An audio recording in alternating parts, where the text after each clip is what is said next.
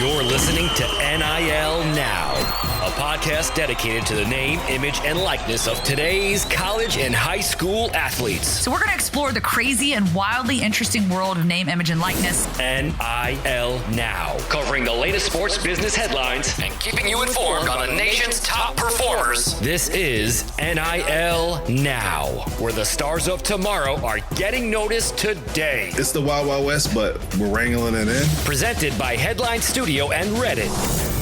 Here are your hosts, Lauren Zisler and Kevin Jones. What is up, my friends, and welcome back to another episode of NIL Now, a production of Headline Studio and Reddit. We are out wherever you listen to your podcast, so be sure to subscribe. Later on the show, we're going to have Ross Miller of Miller Home Mortgage as our guest, who is partnered with numerous LSU athletes through NIL deals, so stick around for that.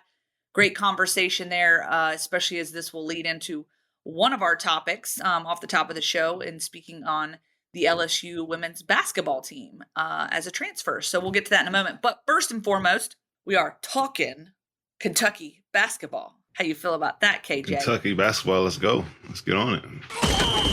NIL headlines.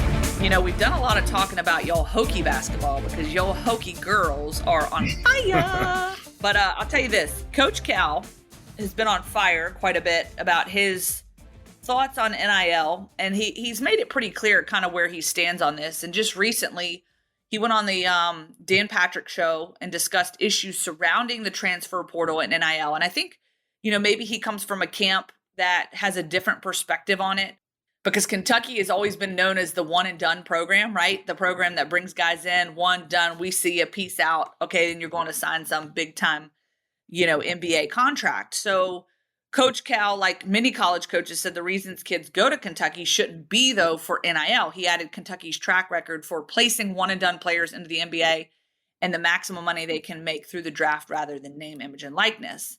And something he was quoted saying I thought was interesting on the show: you're having kids transfer 3 and 4 times. It's not sustainable. It's not good for young people to just say, well, I'm going to do this and I'm going to try to get this and I'm going to go. Sort of digging his heels in the sand as to why he believes NIL is not a positive thing and how it can really hurt various schools, especially smaller and mid-major programs. Here's a clip from what he said from the Dan Patrick show. I said this from the beginning. All of this is going to help Kentucky. Kids are going to want to transfer to Kentucky.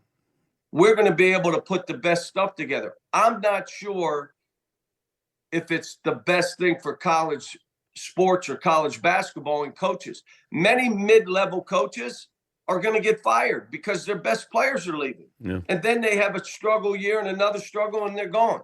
I mean, it's not great for the profession. I don't think it's great for the kids. Do you feel this is accurate? Do you think that this is really going to impede on and hurt lower tier programs or smaller programs? You know, I take his comments with a grain of salt. One, because he's speaking from a Calipari standpoint. You know, he got a lot of legs. He got a lot of legs. Did you just say Calipari? Oh, wow. He got a lot of legs. Wow. You know what I'm saying? All these players, he's speaking from a spot of privilege, I think. You know, things that he's saying about it hurting lower tier schools and things like that. I get it. But, you know, I think the other side of it is his situation is not everybody's situation. So, you know, he talked about it hurting the job market with coaches. Coaches would get fired from lower tiers. The players jumping in and out of the portal. And first of all, is it the norm that there's that guys transferring 3 or 4 times? I haven't even really seen those cases happening, especially with this transfer portal thing. But on the other side of it is coaches keep jobs way too long.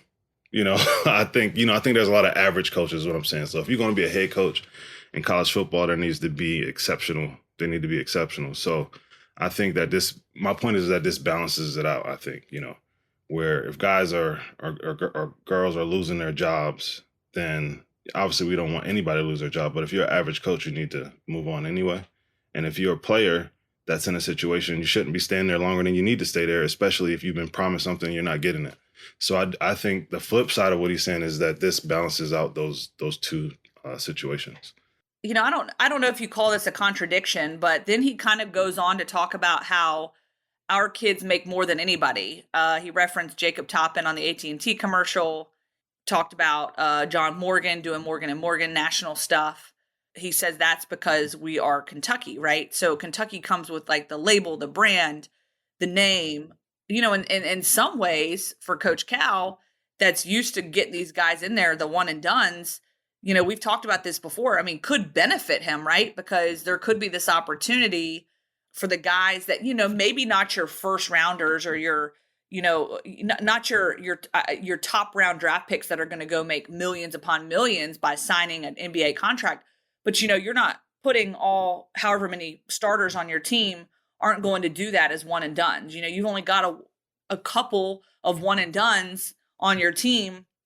And so for him, the other guys outside of that can ride with the brand of Kentucky athletics and ride with that brand that elevates their stock in the NIL space. And so in some ways, it seems a little bit contradictory because you've got him talking about, hey, let's not focus on NIL. And then on the other hand, it's like, well, we are Kentucky, so naturally we're going to bring in more revenue in that space. Kind of like he has the opportunity to have his cake and eat it too. Does that make sense? He's at the top of the food chain making these comments about this. And I'm not saying he's all wrong, but I don't think it's true across the landscape. I think that, like I said, he talked about mid-level coaches getting fired because their best players are leaving. I can see what he's saying, but mid-level coaches or coaches that are exceptional coaches, a guy leaves, it might not change the program like that much, unless it's, obviously your star player. But you see it in women's basketball happening a lot now, where some of the ladies are leaving and going to different universities to win more, but then also make more NIL. And I think it's their right to be able to do that. Good stuff. All right, let's jump to our next headline. We mentioned LSU women's basketball. Former Louisville star Hailey Van Lith announced last month she will transfer from the Cardinals and join the defending national champ team LSU next season. Aside from the formation of a super team in college basketball, an interesting part of the move involves NIL. So Van Lith signed a deal with Adidas while playing at Louisville, which is part of their Adidas contract, right? So they're an Adidas school. That's the apparel that they wear, the shoes that they wear. She'll now play in Nike gear at LSU, but can keep her and will keep her Adidas deal for the off-the-court apparel and promotion. I guess the one question here, does this hurt her chances, however, to being the next women's basketball player to land a shoe deal, as she wouldn't be able to play in Adidas shoes while at LSU? So kind of an interesting, dynamic here. But I do think it's pretty cool because I will say that's been one big restriction, right? So kind of all along, it's always been a thing where if you play in this apparel, if you play in this brand, you can't align with another brand. But it seems like the exception is being made. And I guess I'd be curious to know how this exception was made. Was this something that Adidas said, hey, we're good with you going over here to do this Nike thing. We're not going to pull this out from underneath you. And is it something that Nike has to sign off on as well? I have a couple questions surrounding this that I don't necessarily know the answer to, and maybe you do, KJ, or maybe those are just things that are left to the imagination over here. I think it's very interesting and kind of cool. And I don't know, it probably, NIL, so this is where NIL is kind of cool. It probably gives them an opportunity to do some type of new contract to where, like, oh yeah, we can have an off the court deal with you, just like any other brand could probably have an off the court deal. But you would think from the outside looking in that it's a conflict of interest, but from an off the court standpoint, if you could still garner a deal like that from Adidas, and then Nike not really, put their heels in the ground and try to stop you from doing that, that's part of the spirit of what NIL is. No doubt. And I think it's cool too, because like you said, I think Adidas obviously, in many ways to me, does still hold that streetwear ideology as well. I think a lot of times we get so wrapped up in like what they're wearing in their sport of play. And I think that the brands are also trying to really highlight what is available to those that aren't athletes, those that are outside that world, maybe aspiring athletes or play in different sports, or being able to highlight that part of the brand. And so I think keeping her on retainer in this case makes a lot of sense and can certainly drive the brand. I would just be curious to know how Nike feels about it and if there's any sort of issue with that as she's promoting two different things outside of that. And I don't know how that works from a standpoint, if she has to sign some sort of consent or waiver or whatever. Think about it from this standpoint. So, Nike, I don't want to say the word getting away with, but I just said the word getting away with. They've been having deals where, it's an athletic department deal, right? Or, school/athletic department. And then the players are auto-signed to those deals. I've had an issue with this before.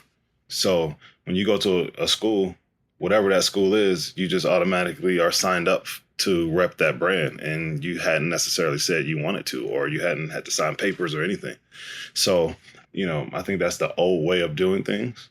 And I hope that, this deal right here gets the people at both brands, excited about an opportunity to, I don't know, like, what if Nike and Adidas collaborated on something? You see some luxury brands doing that now that's maybe not in the same space, but NIL is causing us to have a conversation about big time sports brands having dialogue about NIL and the people that they rep. So when you have an off the field brand or off the court brand like Adidas right now, who obviously competes with Nike, what kind of conversations can they think about from a marketing standpoint? I think it breeds new ideas. So hopefully they're not just aggravated about this and they're more so like, hey, the NIL is bringing a situation. Is there something we could do together? Or is it something that we can make sure we don't try to restrict, the athletes from being able to do something? So, yeah, because let's be real, they're two top tier brands that her deciding to wear Nike on the court and Adidas off the court isn't going to move the needle enough to like impact sales so greatly that you can't, like you said, collaborate in some sort of way. It'd be interesting to see what those collaborations look like and something to look out for in the future. So if you come across some brands that do that, KJ, bring it to our attention because I'd love to kind of bring that to the show. It'd be cool to see what those collaborations might look like, considering you're one of those guys that, always forward thinking, my friend. They should do it. They should do it. They got to forward think on this. This is forward a big deal. Thinking. And like I said, these athletes are forced into those deals because the schools are already in those deals. So this is an opportunity to think further and think outside of the box. Makes sense. Yeah. All right. Last thing real quick before we jump over to Bobak. He's waiting on us now to jump on the show. Bronny James, he has officially made his commitment and guess where he's going? Go ahead, KJ. Tell him. USC, like I told you a couple weeks ago. Yeah, you called it. You pretty much said that's where he needs to go. So I said he's a Cali boy. I couldn't. It was a very slim chance I could see him going back to Ohio, but nah. I figured, his lifestyle is different now as far as growing up in California. I think the gyms are right down the street from each other, or the arenas are right down, like a mile away from each other, from him and his dad. So it's cool. It's cool to see it. Yeah, I think it's a good move by him. It'll be fun to watch. NIL Now with Lauren Sisler and Kevin Jones. If you want to learn more about name, image, and likeness, you need to go to The Source. The NIL Now podcast from Headline Studio and Reddit highlights the biggest storylines. NIL is not a cherry on top. It needs to be a part of these young men and women's future to, further their careers. You should be able to leave college with something. Subscribe to NIL Now on Apple, Spotify, Google, or wherever you listen to podcasts. Let's jump on out of this conversation and jump into the Bobak conversation. Yo, Bobak, what up? Yeah, it's great to be here. Let's talk some NIL. It's been fun on RCFB as well as across the college sports world. Well, I'm excited for these two headlines or topics that we're going to talk about today because I love it when we actually get to jump in on sort of the hypotheticals and to give people an opportunity to weigh in if they were in the shoes of a student athlete at this juncture in their lives. Today's question that has been posed for our Redditors: you have to enter the transfer portal as a fan. What are you looking for in a school and where are you ending up? Take it away, Bobak. Yeah, there's been some good answers here. I think most pertinent was Franco Noor, Florida fan, who said, whoever offers the best NIL deal, I'll go there. I think that's the most pragmatic approach because if I'm a fan, I'm being thrown some NIL. Yeah, I'm going there for sure. But honestly, some of the other answers have been absolutely great. We got, Georgia fan, I go live. He's looking for red as a primary color and the ability to bark at children. So he's thinking Fresno State. Those are some dogs. They're from the Valley. They're red. That might work. Although, Nebraska fan Sultan of Slop said if he comes and joins the Huskers, he can bark at his nephews all he likes, which a lot of folks thought that was the most Nebraska answer ever. And I love Nebraska fans. If you ever hung out with them, they are a fun bunch as long as you didn't go to Colorado. Then they're cool. But, and gosh, who was it? Ohio State fan, Goliath 1515. I want an opportunity to prove that I can elevate a program single-handedly instead of just riding the bench, I guess, as a fan, my whole career.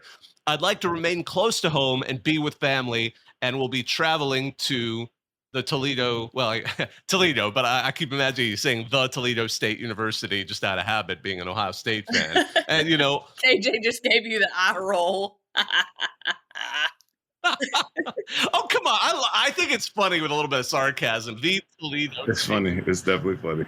And then you got Notre Dame fan Captain Rudy. I'm such an unreasonable fan. I probably would not find a landing spot in the P5 and have to go G5 or the JUCO route. So I don't know. Where do you think you would go? If you had to transfer your fandom, I'm thinking myself, if I had the ability to just transfer fandom and start over and get all the benefits of being a fan of that university, I'd go to Yale.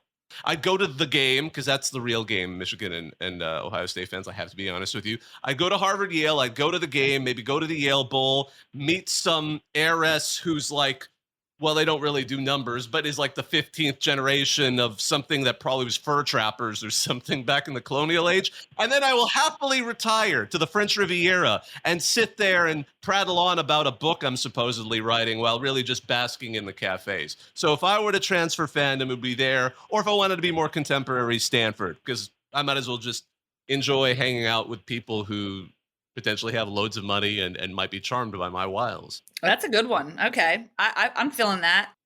That was a really good answer. KJ, I don't know if you've given as much thought to that as Bobak has. I can't decide if he literally premeditated all that or that was just off the cuff because that was impressive.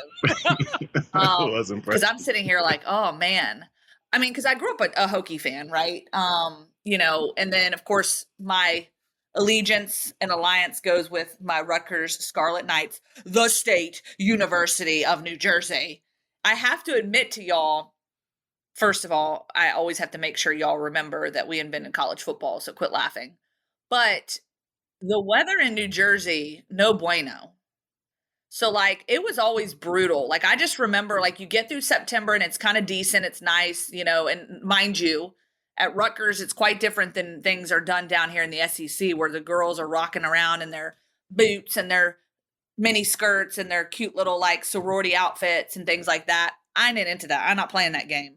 I am straight up. Put me in some jeans, some sneaks, a jersey, a t-shirt, you name it, whatever. But I stay far away from heels and, mini skirts. Okay. Says the girl who whole college career she was doing flips and stuff in a leotard. It's totally different. That's a uniform. That was not that was a prerequisite. That is not voluntary. You sound like a perfect match for San Diego State or maybe USC or UCLA or something like that, or Pepperdine. Yeah. So here's the deal. Yeah, I'm wanting to go somewhere where it's warm. I just remember by the time you get to October, it was brutal. It was cold. It was miserable.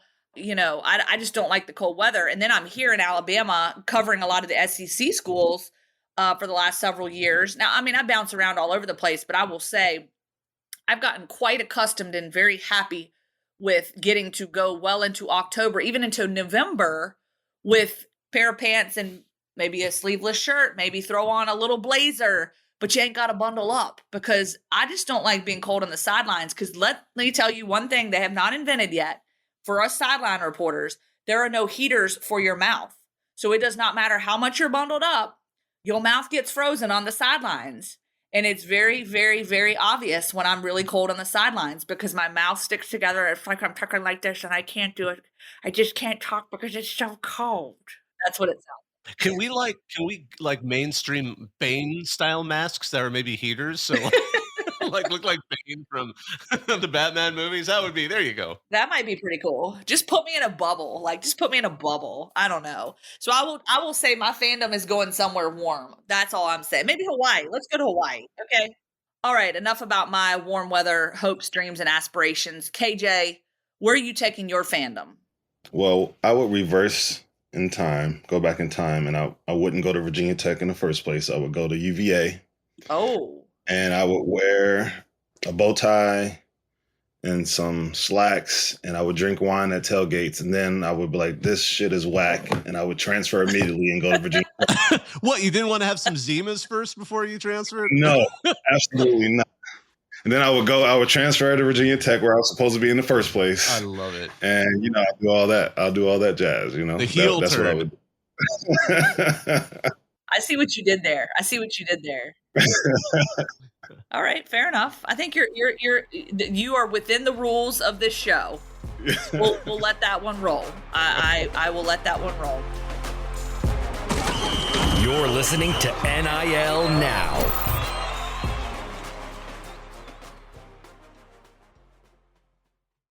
We welcome in our guest for today, Ross Miller, who owns Miller Home Mortgage, a successful mortgage broker firm in the New Orleans area. He is a prominent local businessman who has done a lot of event marketing through NIL and LSU athletes.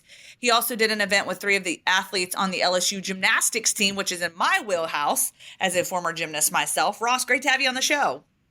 Thanks for having me. I appreciate it. Yeah. So, as a business owner, I guess the biggest question I have with you, what do you like so much about partnering with student athletes? Because obviously this is new for a lot of people, a lot of business owners, and this is a unique opportunity. What have you enjoyed most about partnering with them as someone that is obviously owns your own business and also has ties to LSU based on your background?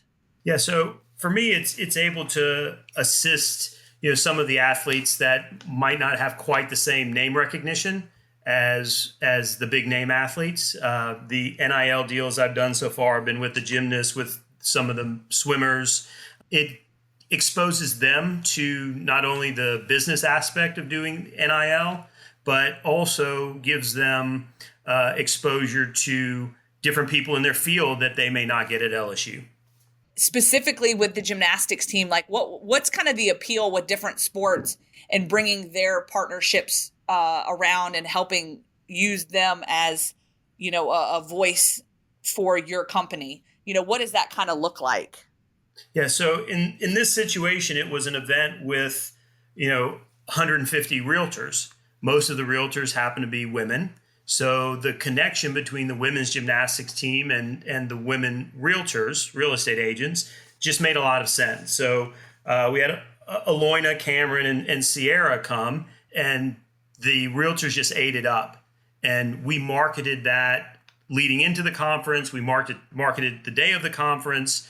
We received phone calls afterwards because the realtors tied together the gymnasts, and Miller Home Mortgage, because we were supporting their gymnastics team. And I think at the end of the day, the NIL benefit for the gymnasts is they get their name out there. If they're looking to be a realtor or anything in the real estate industry, they've made some connections. And then, of course, from the business side, what I'm looking for is to create those conversations so that the realtors will send business and referrals my way as well. So you think these deals are working out, So how are you getting multiple athletes at one time? What do the deals kind of look like? And then what are the benefits that, you directly can see? Yeah, so I think there's a little bit of a misconception in what doing an NIL deal costs. It can be really inexpensive. In the situation with the gymnast, we set a price for one gymnast, and she simply asked, could she bring some other teammates? Absolutely, sure. No, I didn't want the whole team coming because obviously I'm paying per athlete, but she wanted to bring 2 other gymnasts. We set a price. It was inexpensive overall. It was within my budget for what I wanted to spend, so it made a lot of sense to do that. And they were able to touch more people in the event because they were able to spread out and talk to more people. Certainly for a commercial, for somebody posting, I think if you have one person who has a huge following, it makes a lot of sense. But for the in-person event, the more athletes that come, the more they can interact with the people that are at the event at one time.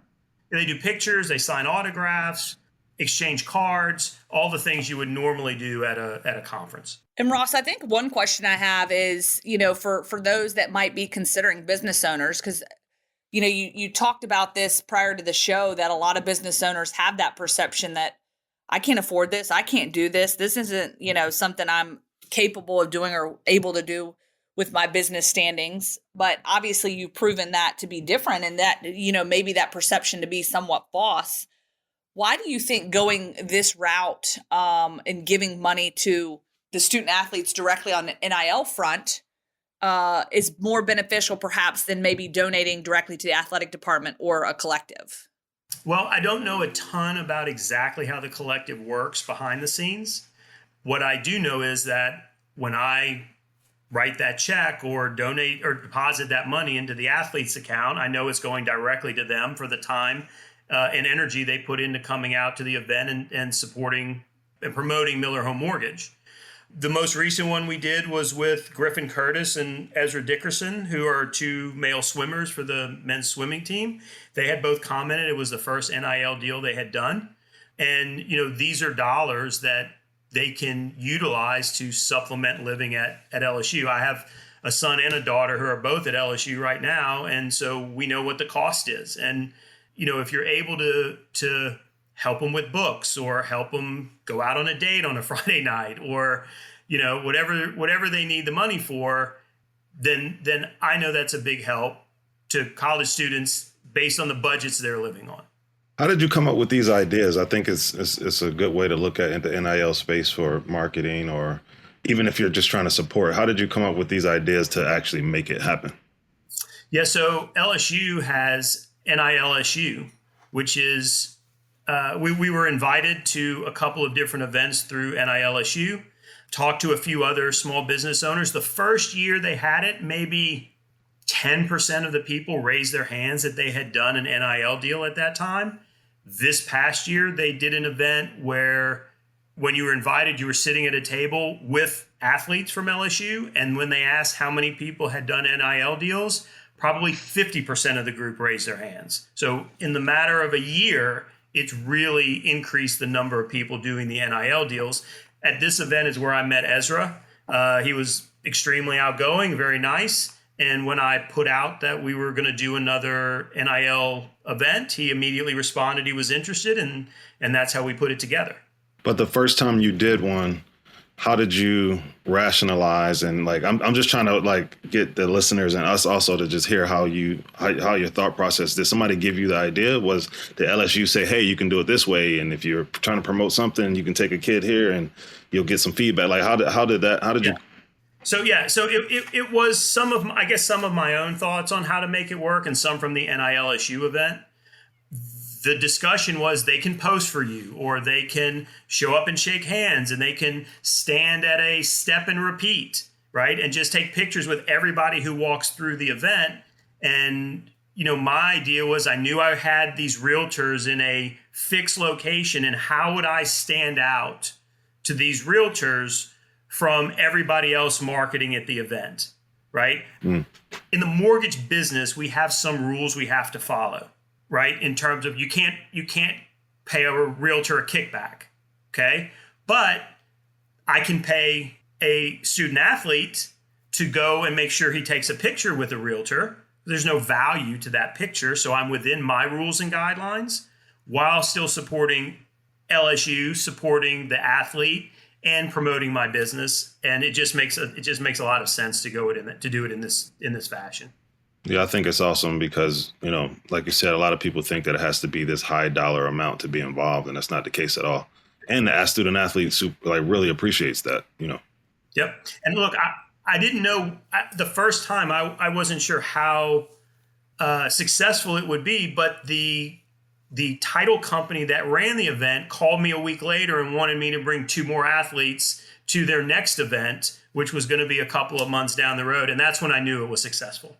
Yeah, that's awesome. And it seems like it could have a residual impact. And again, I love the idea of not necessarily going after some of the big name athletes, that you're giving athletes across the board, not even in, your main sport of football or basketball, the opportunity to be recognized, and, even educating them a little bit in the real estate space, because I do think that we see a lot of athletes, whether it's something they pursue full time or, something when their careers are over. I mean, I've talked to a plethora of athletes that when they're done with their NFL careers or done with whatever career they're in, real estate becomes a very popular choice, for, residual income, and obviously as a career. And so I think it becomes a win-win for both, and certainly bolsters your name, image, and likeness at your mortgage company, right?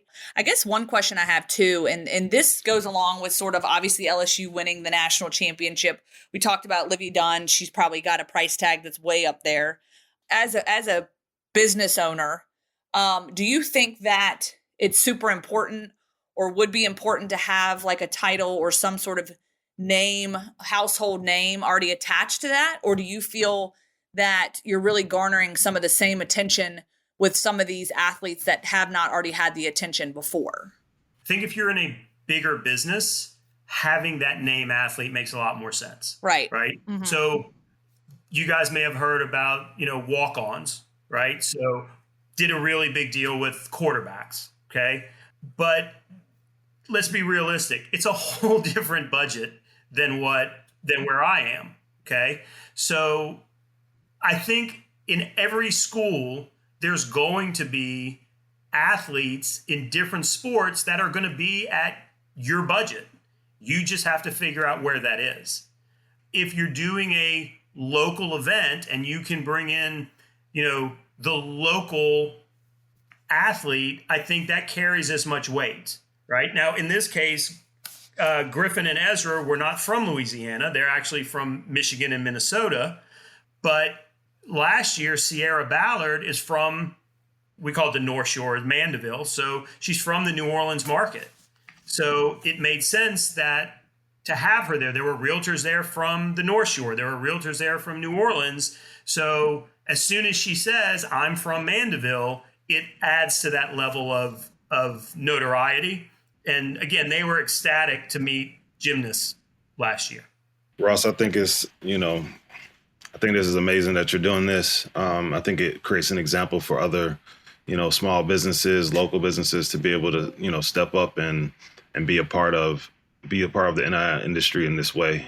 So you feel like it's working. You're getting responses. People are remembering, the things that has happened at your. I don't know if it's a booth or at the event. Yeah, it's just a tabletop kind of event. But yeah, and then, of course, at the end of events, and this happens everywhere, right? At the end of the event, you get a list of all of the people who attended the event. It's up to me to continue that marketing piece. That's part of what we send out when we send out our marketing afterwards. Thank you very much for speaking with us. I hope you enjoyed meeting the swimmers from, Ezra and Griffin from LSU, right? We're marketing them as well as we move to the marketing. They might remember you at a table, but there's 20 other tables there. But they're going to remember you because you were the one who brought the athlete to the event. It's a out of the box approach, especially just thinking about it from a mortgage company standpoint. I think it's admirable. I think it's good for the industry. So if you can show people that they can be involved without having to, spend so much money, it just needs to fit within your budget. And a lot of times these kids, if you offer them something that, they're may not be getting a deal from somewhere else. So I think, kudos to you. We appreciate you in the NIL industry for doing that. Look, Miller Home Mortgage is not going to be the mortgage company of LSU. It's just that number is high. That bar is above where a small mortgage company would be able to invest. And they're going to have a big bank who's probably invested as the bank of LSU, right? But you can still do some of the same exact things they're doing. When I go to campus for football season or we go to a baseball game and I'm talking to other people, I'm able to say I've done I've done 2 NIL deals with LSU athletes, and it always triggers conversation every single time. Well, that's good stuff. And I think your perspective has been really unique on this show because we've had several guests on from different companies, different organizations, obviously from the legal side of things, professors and so on and so forth. But I think you've given a really good perspective. I think that business owners can certainly latch onto, take sort of the model that you're working with and utilize that in a positive way. So again, we really appreciate your insight with all that. Wish you all the best and obviously giving more opportunities and with your company as well. So of course, if you want to learn more about Ross Miller and his company, you can go to millerhomemortgage.com. Thank you again for coming on the show. Thank you guys for having me. And I really enjoy the podcast.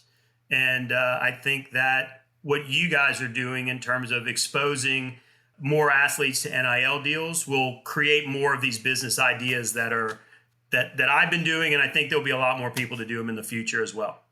Absolutely, Ross. Thank you so much. We appreciate you. And of course, you can follow us at NIL Now Show on Twitter and on Reddit, Reddit NIL. Tell a friend. Let us know what you think of the podcast. Of course, a big thank you to Bobak Hailey of the Reddit College football team. Thank you to our my co-host, I should say, Kevin Jones. A big thanks to our audio engineer, Colin Schmeling, our associate producer, Dean Zolkowski, and our executive producers, Richard Diamond, Selena Roberts, and Scott Brose Time.